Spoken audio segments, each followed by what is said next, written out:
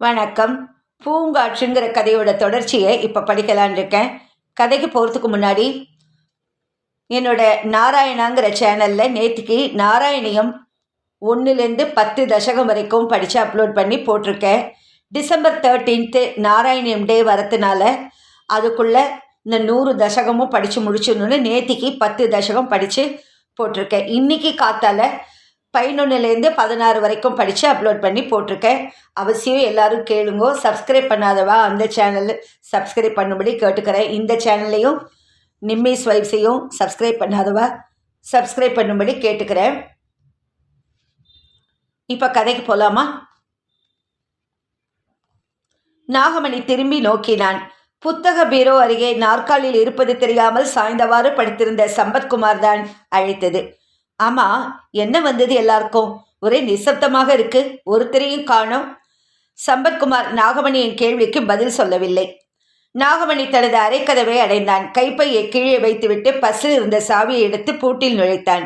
பூட்டுக்குள் சாவி செல்லவில்லை, பூட்டே மாறி இருந்தது. சம்பத்குமார் படிப்பதைப் போல அவனையே கவனிப்பதை அப்போதுதான் நாகமணி பார்த்தான். கீழிருந்து டாக்ஸியின் ஹார்ன் ஒலி கேட்டது. அவன் புருவங்கள் சுருங்கின. சம்பத்குமாரை பார்த்து, நீங்கள் டாக்ஸிக்காரரை இன்னும் அனுப்பவில்லை, அப்போதே சொன்னேனே என்றான். இல்லை, நான் போகவில்லை. நீங்கள் ரூமை எப்படி திறக்கிறீர்கள் என்பதை பார்த்து கொண்டிருந்தேன். இனி உங்கள் சாவி இந்த பூட்டை திறக்காது என்று நினைக்கிறேன். அப்படி என்றால்? நாகமணியின் உடம்பில் உஷ்ணம் கொதித்தது. சம்பத்குமாரின் முகத்தில் இருந்த இளக்காரம் அவனுக்கு என்னவோ சொல்லாமல் சொல்லியது. பகவத்கீதா கையில் காப்பியுடன் சம்பத்குமாரை தேடி வந்தாள். நாகமணி அவளை பார்த்ததும், பகவத், என் ரூமுக்கு யாரை கேட்டுக்கொண்டு வேறு பூட்டு போட்டினர்கள்? உன் அப்பாவை கூப்பிடு என்றான் கோபமாக. நாகமணியை ஒரு கணம் நிமிர்ந்து பார்த்த பகவத்கீதா, அப்பா வெளியில் போயிருக்கிறார் என்று சொல்லிவிட்டு வேறு வார்த்தைகள் ஏதும் பேசாமல் போய்விட்டாள். மிஸ்டர் நாகமணி என்று அழுத்தமாக கூப்பிட்ட சம்பத்குமார், விசிட்டர்கள் உட்காரும் இடம் கீழே ஹாலில் இருக்கிறது. மாமாவை நீங்கள் எதற்காக பார்க்க வேண்டும்? உங்கள் வீணைகள் இதோ தயாராக இருக்கின்றன என்றான். நாகமணிக்கு படபடத்தது இதயம். அவனது கோப முகத்தில் அலட்சியமான சிரிப்பாக மலர்ந்தது. பணக்காரனுடைய பிச்சைக்கார புத்திக்கு ஒரு நடன சபாபதியும் விதிவிலக்கல்ல போல் இருக்கிறது. கொஞ்சம் நாசுக்காக பேசுவது நல்லது. சம்பத்குமாரின் கை மாடிப்படைக்கு இறங்கும் வழியை காட்டியது. யாமினி எங்கே? சிநேகிதியின் வீட்டுக்கு போயிருக்கிறாள் என்று சொல்லுங்கள். உள்ளிருந்து பகவத்கீதாவின் குரல் கேட்டது. பரவாயில்ல, நான் காத்திருக்கிறேன். எவ்வளோ நேரமானாலும் நடன சபாபதியை பார்த்துவிட்டு போகிறேன் என்று கூறிய நாகமணி நடன சபாபதியின் அறைக்கு வெளியில் நாற்காலி ஒன்றை இழுத்து போட்டுக்கொண்டு உறுதியாக அமர்ந்தான். நாகமணி உட்கார்ந்திருந்த தோரணை சம்பத்குமாருக்கு எரிச்சலை தந்தாலும் அவன் தன் நிதானத்தை இழந்து விடவில்லை. நடன சபாபதியின் மனதுக்கு சங்கடம் ஏற்பட்டு விடாதபடி இந்த வேண்டாத விருந்தாளியை இன்றே எப்படியும் வெளியேற்றிவிட வேண்டும் என்று அவன் தீர்மானமாக இருந்தான். என்னம்மா செய்வது? இவர் எவ்வளவு பெரிய மேதை என்று நமக்கு தெரியும். இவ்வளவு நாள் அவரை கௌரவமாக நடத்திவிட்டு சட்டென்று உங்களுக்கும் நமக்கும் சரிப்படாது என்று சொன்னால் நன்றாயிருக்குமா அம்மா என்று பகவத்கீதாவிடம் அவர் அங்கலாய்த்து கொண்டது சம்பத்குமாருக்கு தெரியும். அம்மா இறந்ததற்காக புறப்பட்டு போனவன் திரும்பி வராமல் அங்கேயே இருந்து விட மாட்டானா என்று தான் நினைத்தது வீண் போனது குறித்து அவனுக்கு பெருத்த ஏமாற்றம். இந்த சந்தர்ப்பத்தை விட்டால் மறுபடி அவனை கிளப்புவது என்பது அரிதான காரியமாகிவிடும் என்று அவனுக்கு தோன்றியது. நாகமணியை வெளியேற்றும் விஷயத்தை வெற்றிகரமாக முடித்துவிட்டால் அது தன் மாமனாருக்கு செய்யும் மிகப்பெரிய உதவியாக இருக்கும் என்று எண்ணினான். பிறகு நாற்காலியில் கம்பீரமாக உட்கார்ந்திருந்த நாகமணியை நோக்க அவனுக்கு எரிச்சலாயிருந்தது. உன்னுடைய திமிரும் சண்டித்தனமும் என் மாமனார் போன்ற இளகிய மனமுள்ளவர்களிடம் வேண்டுமானால் செல்லலாம், என்னிடம் அல்ல என்று நினைத்தவாறு, மிஸ்டர் வீணை சார், டாக்ஸி கூப்பிடுகிறது போல் இருக்கிறதே, பாவம், எவ்வளவு நேரம் அவன் வெயிட்டிங்கில் இருப்பான் என்றான். நீங்கள் சொல்வது உண்மைதான் என்று ஏற்றுக்கொண்ட நாகமணி சாய்வு நாற்காலியை விட்டு எழுந்து கையில் இருந்த தடித்த ரயில்வே அட்டவணையினால் கதவை தட்டலானான். சம்பத்குமார் இதை எதிர்பார்க்கவில்லை. வெளியில் போயிருக்கிறார் என்று சொன்னேனே என்றான் புருவங்களை நெரித்தபடி. நடன சபாபதி உள்ளே தவித்து கொண்டிருந்தார். நாகமணியிடம் அவருக்கு இருந்த பிடிப்பு தளர்ந்து விட்டாலும் வீட்டை விட்டு அவனை போகச் சொல்லும் அளவுக்கு அவர் மனம் கடினமாகிவிடவில்லை. அதே சமயம் மாப்பிள்ளை எடுத்துக்கொண்ட முயற்சியை தடுத்து நிறுத்தவும் மனசில்லை. மாப்பிள்ளை தனக்கு எவ்வளவு ஒத்தாசையாக இருக்கிறார் என்பது என்றைக்கு அவருக்கு தெரிந்ததோ, நாகமணியை மாப்பிள்ளைக்கு பிடிக்கவில்லை என்பதை என்றைக்கு அவர் உணர்ந்தாரோ அன்றைய தினமே அவருக்கு தோன்றிவிட்டது. ஒரு நாள் இல்லாவிட்டால் ஒரு நாள் நாகமணி அவர் வீட்டிலிருந்து வெளியேற வேண்டியவன்தான் என்பது. கல்யாணத்தன்றும் அதற்கு மறுதினம் ஊருக்கு புறப்படுவதற்கு முன்னும் அவன் நடந்து கொண்ட விதம் அவருக்கு அதிருப்தியை ஏற்படுத்தியிருந்தது. அவன் மனதை புண்படுத்தாமல், அவன் அவமானப்படும்படி ஏதும் நடக்காமல் எப்படி அவனை போகச் செல்வது என்பதை பற்றித்தான் அவர் யோசித்து கொண்டிருந்தார். வேறு வழியில்லை என்ற நிலைமை ஏற்பட்டதும் கதவை திறந்து கொண்டு வெளியில் வந்தவர், "ஓ, வீணை சாரா, எப்போது வந்தீர்கள்?" என்றார். கதவை இப்படி சட்டென்று திறந்து கொண்டு தன் மாமனார் வெளியில் வருவார் என்பதை சம்பத்குமார் எதிர்பார்க்கவில்லை. வெளியில் வந்த நடன சபாபதியின் கைகளை பற்றி நாகமணி கண்களில் ஒற்றிக்கொண்டான். "உங்களை சிரமப்படுத்தி விட்டேன். ஓய்வாக இருந்தீர்கள் போல் இருக்கிறது. நீங்கள் சந்தேகமில்லாமல் ஒரு பெரிய மனிதர், மிக உயர்ந்த ரசிகர். உங்கள் வீட்டில் இத்தனை தினங்கள் எனக்கு இடம் கொடுத்து கௌரவப்படுத்தியதற்கு நன்றி. வருகிறேன்." மாமனார் அருகில் வந்து நின்ற சம்பத்குமார் திகைத்து நிற்க நாகமணி படி இறங்கி டாக்ஸியை நோக்கி நடந்தான். வசந்தாவின் வீட்டுக்கு போய்விட்டு அப்போதுதான் திரும்பிக் கொண்டிருந்த யாமினி போர்ட்டிகோ அருகில் டாக்ஸி ஒன்று நிற்பதையும் அதிலிருந்த டிரைவர் வெளியே நின்று கொண்டு மாடியை நோக்கி கண்ணா பின்னா வென்று ஏதோ திட்டிக் கொண்டிருப்பதையும் கவனித்தாள். டாக்ஸி ஓட்டி திட்டிய மொழியிலிருந்து வீணையுடன் ஒருத்தர் வந்து இறங்கினார். காசு கொடுத்து உடனே அனுப்பாமல் தான் பாட்டுக்கு உள்ளே போய்விட்டார் என்பது அவளுக்கு தெரிந்தது. 10 ரூபாய் நோட்டு ஒன்றை டாக்ஸி டிரைவரிடம் யாமினி நீட்டிய போது அவன் கொஞ்சம் அயர்ந்து போய், "பின்ன பாருங்கம்மா, எவ்வளோ நேரம் நான் வெயிட் செய்வது" என்று சமாதானம் சொன்னான். அவன் கொடுத்த பாக்கியை வாங்கி கொள்ளவில்லை யாமினி. அவள் பார்வை டாக்ஸியை நோக்கி கை கொன்றாக வீணையுடன் வந்து கொண்டிருந்த நாகமணியின் மேல் பதிந்தது. இப்போதுதான் வந்தவர் அதற்குள் எங்கே கிளம்பிவிட்டார்? வீணையை பின் சீட்டில் வைத்துவிட்டு டிரைவரின் பக்கமிருந்த சீட்டில் உட்கார்ந்து கதவை சாத்தி கொண்ட நாகமணி, "நான் போய் வருகிறேன்" என்று யாமினியிடம் சொல்லிக்கொண்டு அவள் பதிலுக்கு காத்திராமல், "டிரைவர், கரியஹாட்டுக்கு வண்டியை விடு" என்றான். தன் பார்வையிலிருந்து மறையும் வரை டாக்ஸியை அவள் பார்த்து கொண்டிருந்தாள். ஸ்ரீதரின் மாடி வீடு பூட்டியிருந்தது. வீட்டு சொந்தக்காரரான பஞ்சாபிக்காரர் டாக்ஸியில் வந்திறங்கிய நாகமணியை நிறைய தரம் பார்த்தவர்தான். நாகமணி அவரிடம் ஸ்ரீதரின் குடும்பத்தை பற்றி விசாரித்ததில் அவர்கள் ராஞ்சிக்கு போயிருப்பதாகவும் வருவதற்கு 1 வாரம் ஆகும் என்றும் தெரிவித்தார். சாமிஸ் லாட்ஜ் வாசலில் டாக்ஸி நின்றதும், "நாகமணி சார் வந்துவிட்டார் மறுபடி" என்ற செய்தி விடுதி பூராவும் சில நிமிடங்களில் பரவிவிட்டது. லாட்ஜின் வேலையாள் ஓடோடி வந்து நாகமணியின் பெட்டி படுக்கைகளை எடுத்துக்கொண்டு மாடியில் முன் அவன் இருந்த அறைக்கு கொண்டு போனான். "என்ன, என் ரூம் இன்னுமா காலியா இருக்கிறது? ஏது, அந்த அரசல் ரூமுக்கு என்ன விட்டால் யாரும் வரமாட்டார்கள் போல் இருக்கிறது" என்று நாகமணி சிரித்தான். "உங்களுக்கென்றே மேனேஜர் ரிசர்வ் பண்ணின ரூம் ஆயிடுச்சு அது." "நமஸ்காரம் சார், நமஸ்காரம்" என்று மாடியில் இருந்த ஆபீசர் அவனுக்கு மகிழ்ச்சியுடன் வணக்கம் செலுத்தினார். வாளியும் கையுமாக குளியல் அறைக்கு போய்க் கொண்டிருந்தவர். சமையல்காரர் தனது உதவியாளரிடம் உற்சாகமாக, "டேய், முதலில் நாகமணி சாருக்கு இந்த ஸ்பெஷல் காப்பியை கொண்டு போய் கொடுத்து விட்டு வா" என்றார். நாகமணி லாட்ஜுக்கு திரும்பி 2-3 தினங்கள் கடந்தன. மேனேஜர் சுந்தரம் தலையை சொரிந்து கொண்டு நாகமணியின் அறைக்கு வந்தார். எதையோ சொல்வதற்கு மிகவும் தயங்குபவரை போல் இருந்தது. சற்று நேரத்துக்கு முன் அவருக்கு டெலிஃபோன் மூலம் வந்த ஒரு செய்தியே அவரை அப்படி குழப்பத்துக்குள்ளாக்கி சங்கடப்படுத்தியது. நடன சபாபதியின் வீட்டிலிருந்து டெலிஃபோன் வந்தது. லாட்ஜின் முதலாளிக்கு நடன சபாபதி நிறைய கடன் கொடுத்திருந்தார். அந்த பாக்கிய விஷயத்தை மட்டும் சம்பத்குமார் கேட்டிருந்தால் பரவாயில்லை. அவன் வேறொன்றை பற்றியும் விசாரித்தான். அதில்தான் மேனேஜருக்கு சங்கடமாகிவிட்டது. "நாகமணி சார், நீங்கள் தப்பாக நினைக்கக்கூடாது. ஒரு விஷயம் உங்களை நான் கேட்கலாமா?" என்றார் சுந்தரம். "எதுவா இருந்தாலும் தைரியமாக கேளுங்கள்." சுந்தரம் பெருமூச்செறிந்தார். "துரதிருஷ்டவசமாக நீங்கள் நடன சபாபதியின் மாப்பிள்ளையை வேண்டாதவராக பண்ணி கொண்டு விட்டீர்கள்." நாகமணி முகம் சொலித்தான். "மிஸ்டர் சுந்தரம், ஏன் சுற்றி வளைக்கிறீர்கள்?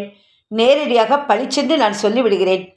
சாயங்காலம் 4 மணிக்குள் ரூமை காலி பண்ணிவிடுகிறேன். சரிதானே? வாடகை பாக்கியை 1 வாரத்தில் தீர்த்து விடுகிறேன். பயப்படாதீர்."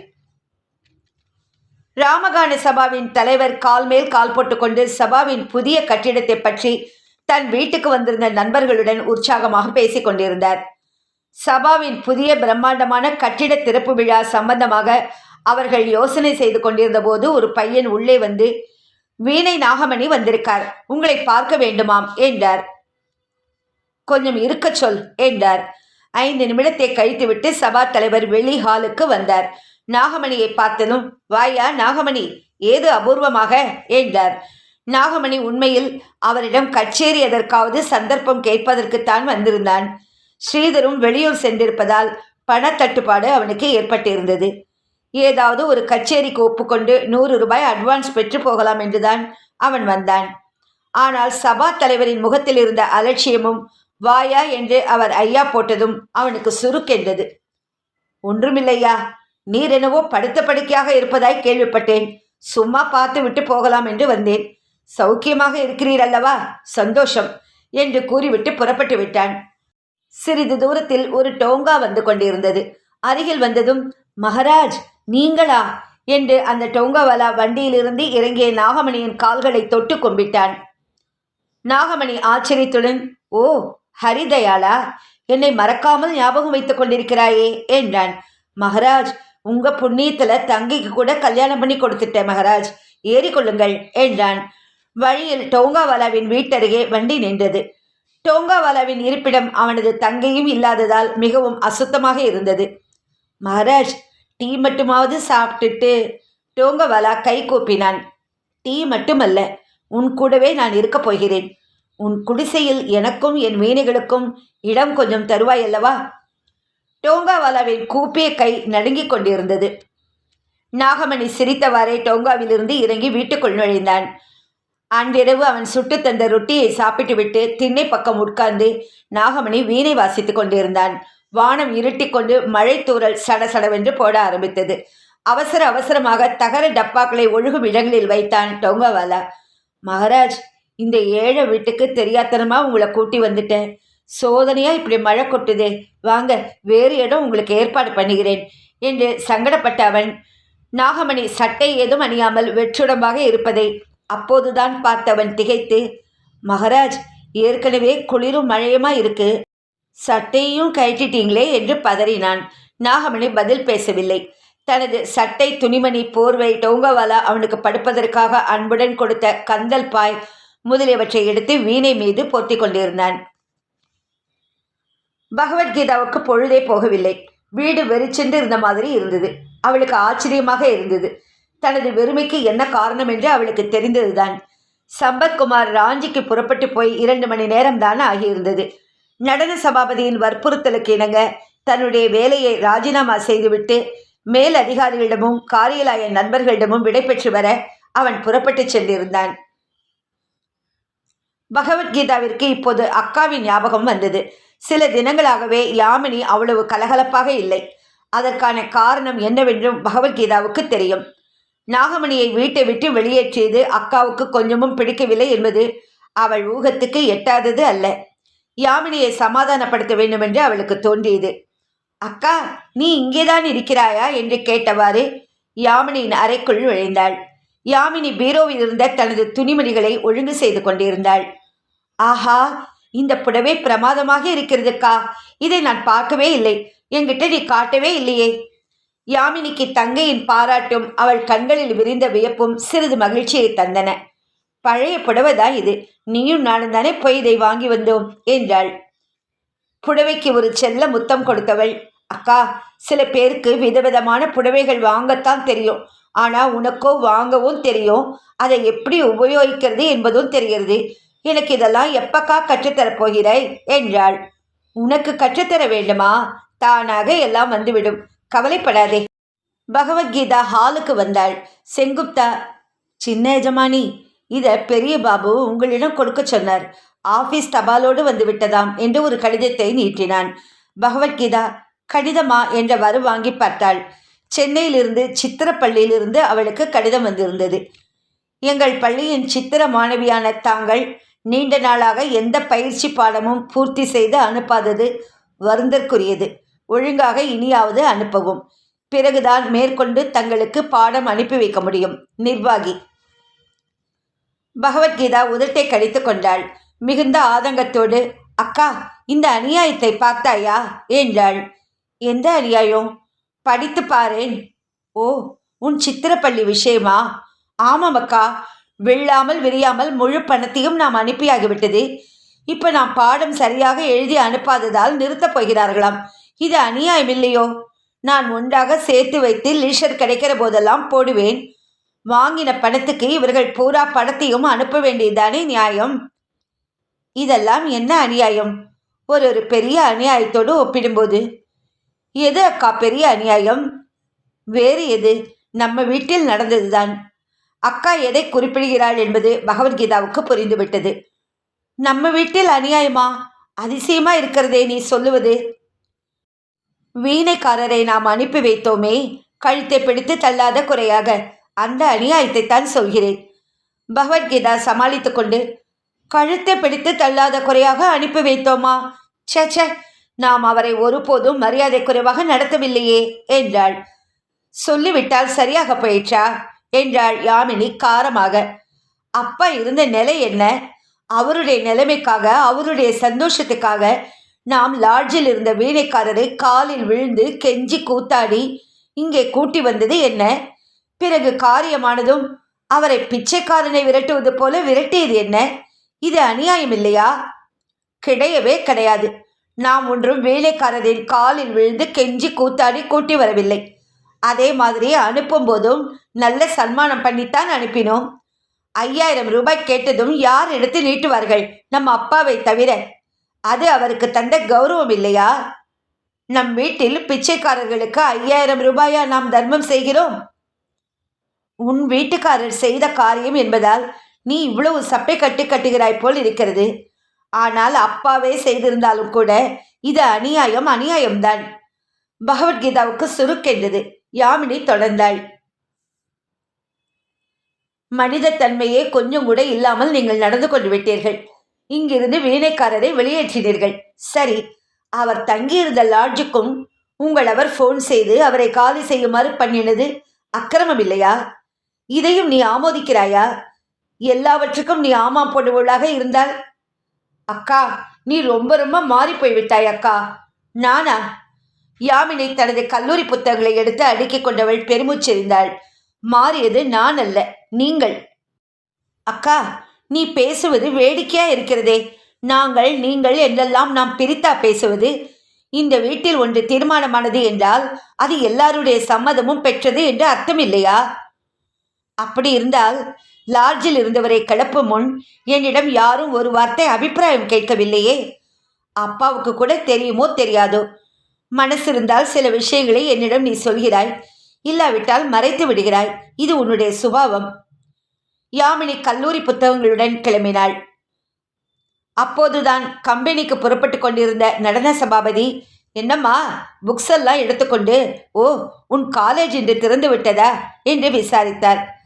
அப்பா, என்ன கூட காலேஜில் டிராப் பண்ணி விடுகிறீர்களா என்று மகள் கேட்டதும், ஏம்மா உன் காருக்கு என்ன என்றார். கார் சரியாகத்தான் இருக்கிறதப்பா, நான் என்னவோ ஓட்டுகிற மூடில் இல்லை. நடன சபாபதியின் கார் சென்று கொண்டிருந்தது. நாகமணியை லாட்ஜிலிருந்து சம்பத்குமார் விரட்டியது நிச்சயமாக அப்பாவுக்கு தெரிந்திருக்காது என்று அவள் நம்பினாள். அந்த விஷயத்தை அப்பாவின் காதில் போட்டுவிட வேண்டும் என்று தீர்மானித்தவள் பேச்சை எப்படி துவங்குவது என்று தெரியாமல் சிறிது நேரம் மௌனமாக இருந்தாள். அப்பா, சொல்ல மறந்துட்டேனே, நேற்று யாரோ ஒருத்தர் டெலிஃபோனில் வீணைக்காரரை பார்க்க வருவதாக சொன்னார்கள். நான் அவர் இங்கே இல்லை என்றது நம்பவே இல்லை என்றாள். ஓ. நடன சபாபதி மேற்கொண்டு ஏதும் பேசாமல் காரை ஓட்டி கொண்டிருந்தார்.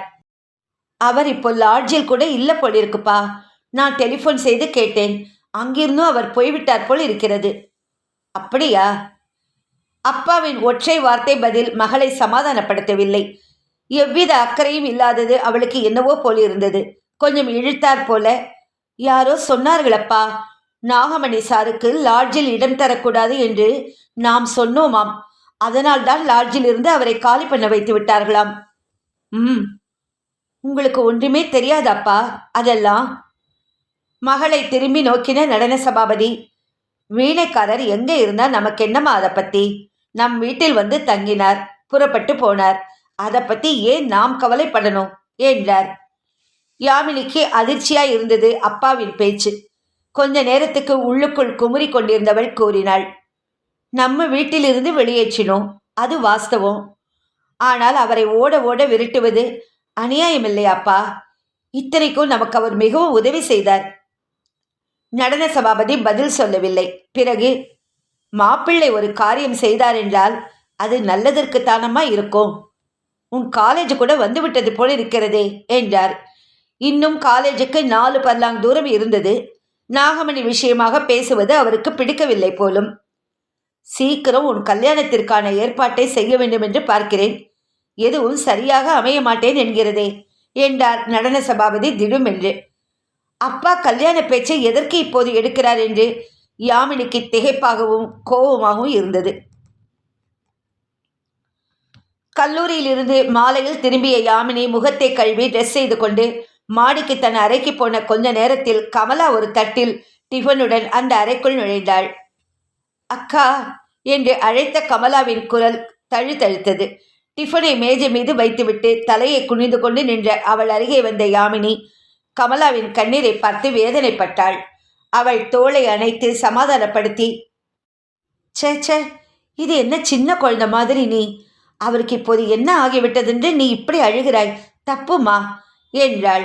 கமலா மிகவும் இடிந்து போன குரலில், அக்கா, அவ எங்கே எப்படி கஷ்டப்படுகிறாரோ, நான் ஒரு பெரிய துரதிருஷ்டசாலிக்கா என்று தன் கேவலுக்கு நடுவே கூறினாள். நீ கவலையே படாத, நான் நாளைக்கு காலேஜ் போகாட்டா கூட பரவாயில்ல, அவர் எங்கே இருக்காருங்கிறத கண்டுபிடிச்சிட்டு தான் வருவேல. அதற்காகவா அசடு மாதிரி அழுதுன்றிருந்த? சே என்று அன்பு பொங்க அவளை தட்டி கொடுத்தாள். மறுநாள் யாமினி நாகமணி எங்கே தங்கியிருக்கிறான் என்பதை பற்றி விசாரிக்க முயன்றாள். ஸ்ரீதரின் ஞாபகம்தான் முதலில் அவளுக்கு வந்தது. ஆனால் வீடு பூட்டப்பட்டிருந்தது. வேறு எந்த லாட்ஜுக்காவது போய்விட்டாரோ, அல்லது ஒரு கால் ஊருக்கே புறப்பட்டிருப்பாரோ? சபாக்காரர்கள் யாருக்காவது தெரிந்திருக்கலாம் என்ற எண்ணத்தில் வசந்தாவின் வீட்டிலிருந்து சில சபாக்களுக்கு டெலிஃபோன் செய்து விசாரித்தாள். எங்கும் அவனை பற்றி தகவல் கிடைக்கவில்லை. யாரோ ஒரு சபாக்காரர் ராமகான சபா பிரசிடென்ட்டுக்கு தெரிந்திருக்கலாம். சமீபத்தில் கூட நாகமணி வந்து பார்த்தாராம் அவரை என்று தகவல் கொடுத்தார். நேரில் போய் கேட்பதுதான் நல்லது என்று யாமினி அந்த சபாவின் தலைவரை தேடி போனாள். அட நானே உங்க வீட்டுக்கு வரணும் என்று இருந்தேனம்மா என்று முகமலர வரவேற்றவர் சபாவின் புது கட்டிடத்தை பற்றி யாமினியிடம் வெகு நேரம் அளந்து கொண்டிருந்து விட்டு அவள் கையில் சபா திறப்பு விழாவுக்கான அழைப்புதல் ஒன்றையும் சுட சுட எழுதி கொடுத்தார். அதற்குள் டெலிஃபோன் ஒலித்தது. டெலிஃபோனை எடுத்தவர், அப்படியா, ரொம்ப சந்தோஷம், வர சொல்லுங்களே, தாராளமா காத்திருக்கேன் என்று குழைந்தவர் டெலிஃபோனை வைத்துவிட்டு வாயெல்லாம் பல்லாக, நம்ம சங்கீதத்தின் பெருமையே பெருமை என்று சிரித்தார். இங்கு இருக்கிற பயல்களுக்குத்தான் நம்ம சங்கீதத்தை கண்டா பிடிக்கல. அயல் நாட்டுக்காரர்களுக்கு எத்தனை ஆர்வம். ஜெர்மனியிலிருந்து வந்த ஒரு ப்ரொஃபஸராம் நம்ம கர்நாடக சங்கீதத்தை தெரிஞ்சுக்க ரொம்ப ஆசைப்படுறாராம். நல்ல டீச்சராக ஒருத்தரை சிபாரிசு செய்ய சொல்கிறான். ஜெர்மன் கான்சுலேட்டில் வேலை பார்க்குற நம்ம கோவிந்தராவ். சரி, அழைச்சிட்டு வாடான்னு என்றார். யாமினி நாசுக்காக வந்த விஷயத்தை கேட்டாள். நான் கூட ஒரு டியூஷன் விஷயமாத்தான் சார் உங்களை ஒரு தகவல் கேட்க வந்தேன் என்றாள். அப்படியா, யாருக்கு டியூஷன்? உங்கள் அப்பாவுக்கு தெரியாத சங்கீதக்காரர்களையா நான் சொல்லிட போகிறேன்? இப்போ நாகமணி சார் எங்கள் வீட்டில் இல்லை, தெரியுமா உங்களுக்கு என்றாள் யாமினி. தெரியுமே, அந்த கழுதை ஒரு உருப்படாத கழுதை என்று எனக்கு என்றைக்கோ தெரியுமே. என்ன கர்வம், என்ன திமிர்! இங்கே வந்து என்ன கொழுப்பு இருந்தா என்ன அப்படி ஒரு வார்த்தை கேட்டுட்டு போகிறான். நீங்கள் அவனை மூட்டை கட்டி அனுப்பியது ரொம்ப பேஷான காரியம். அது கிடக்கட்டும், நீ வந்த விஷயத்தை நான் கேட்கவே இல்லையே. யாமினி, இல்லை, வீணக்காரரை பற்றி ஒருத்தர் விசாரித்தார். எங்கே இருக்கிறார் என்ற அட்ரஸ் ஒரு கால் உங்களுக்கு என்றாள். எதுக்கம்மா அந்த கிறுக்கனின் அட்ரஸ்? சொன்னா சிரிப்ப. உங்கள் வீட்டில் அவ்வளோ கௌரவமாக நடத்தினீங்க அவனை. அந்த கௌரவத்தை காப்பாற்ற தெரிஞ்சுதா அவனுக்கு? இப்போ எவனோ ஒரு டோங்காவாலாவின் வீட்டில் போய் குடியிருக்கானா. டோங்காவாலாவின் வீட்டில் குடியிருக்கிறாரா? டோங்காவாலாவின் இருப்பிடத்தை அடைந்த யாமினி திகைத்து போய்விட்டாள். அங்கே கந்தல் துணியால் போர்த்தப்பட்டு நாகமணியின் மீனைகள் காட்சியளித்தன. அவனது சட்டைகள் ஒரு கொடியில் தொங்கிக் கொண்டிருந்தன. யாமினிக்கு இதயம் படபடுத்தது. டோங்காவாலாவோ நாகமணியோ யாரும் அப்போது அங்கு இல்லை. யாமினிக்கு கண்கள் கரகரத்து விட்டன. பட்டு துணியால் எவ்வளவு நாசுக்காக அந்த வீணையை நாகமணி துடைப்பார். கந்தலை போர்த்து கொண்டிருந்தது இப்போது. தன் பங்களாவில் உள்ள அறைகளில் எந்த அறை மிகவும் வசதியாக இருக்கும் என்று தேர்ந்தெடுத்து அப்பாவால் ஒரு காலத்தில் குடிவைக்கப்பட்ட கலைஞன் இந்த இழிந்த திண்ணையிலா தலை வைத்து தூங்குகிறான். இதன் தொடர்ச்சியை அடுத்த பகுதியில் படிக்கிறேன்.